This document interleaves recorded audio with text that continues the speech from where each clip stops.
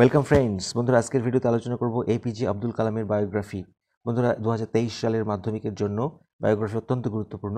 তো চলো আজকের এই ভিডিওটি আলোচনা করি।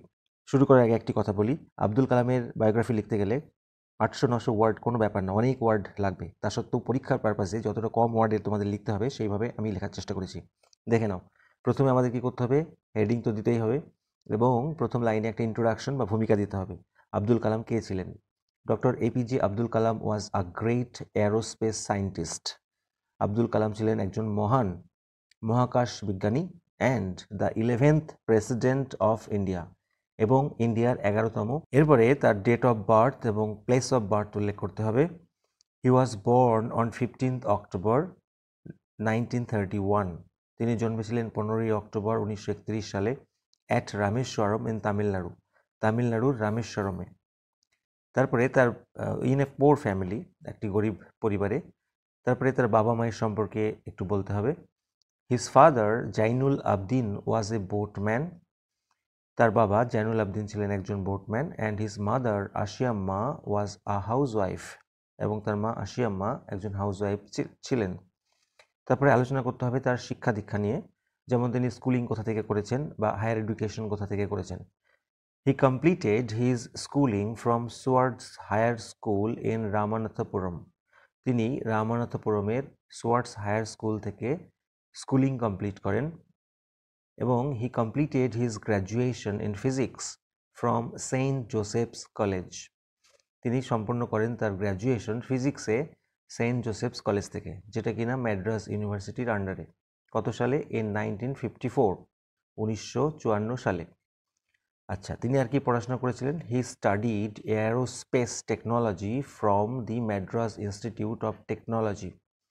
তিনি এই ইনস্টিটিউট থেকে মহাকাশ প্রযুক্তিবিদ্যায় স্টাডি করেছিলেন। তারপরে হি স্টার্টেড হিজ ক্যারিয়ার। এবার তার ক্যারিয়ারে কী কাজ করেছিলেন সেটা নিয়ে আলোচনা করা হবে। He started his career as a scientist. তিনি সায়েন্টিস্ট হিসেবে তার ক্যারিয়ার শুরু করেছিলেন। কোথায়?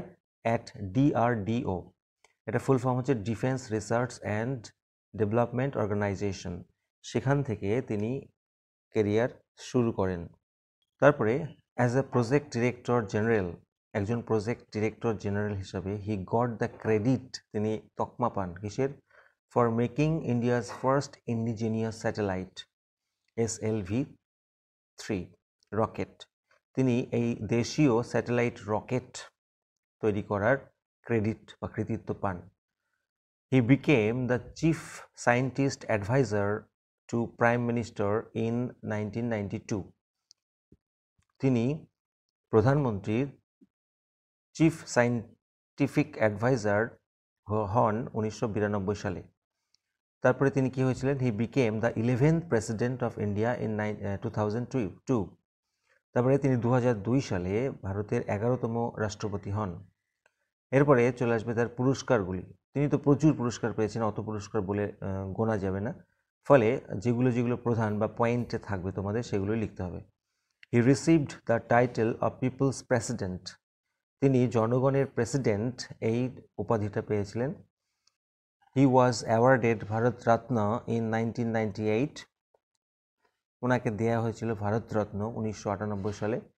পদ্মা বিভূষণ ইন 1990, 1990 সালে পদ্মা বিভূষণ দেওয়া হয়েছিল। অ্যান্ড পদ্মাভূষণ ইন 1981, এবং 1981 সালে পদ্মাভূষণ দেওয়া হয়েছিল। আচ্ছা, এরপরে তিনি কি লেখালেখি করেছিলেন? Kalam wrote many poems and stories. Kalam অনেক গল্প এবং কবিতা লিখেছিলেন।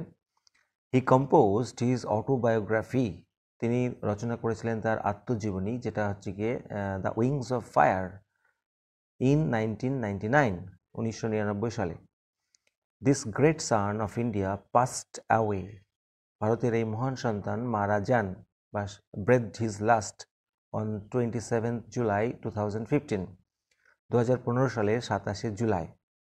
এরপরে একটা কনক্লুশন লাইন টানা যায়। He will remain alive in the hertz of the countryman. তিনি জীবিত থাকবেন দেশবাসীর হৃদয়ে। ফর এভার কথাটা লেখা যেতে পারে, he will remain alive for ever in the hertz of the countryman.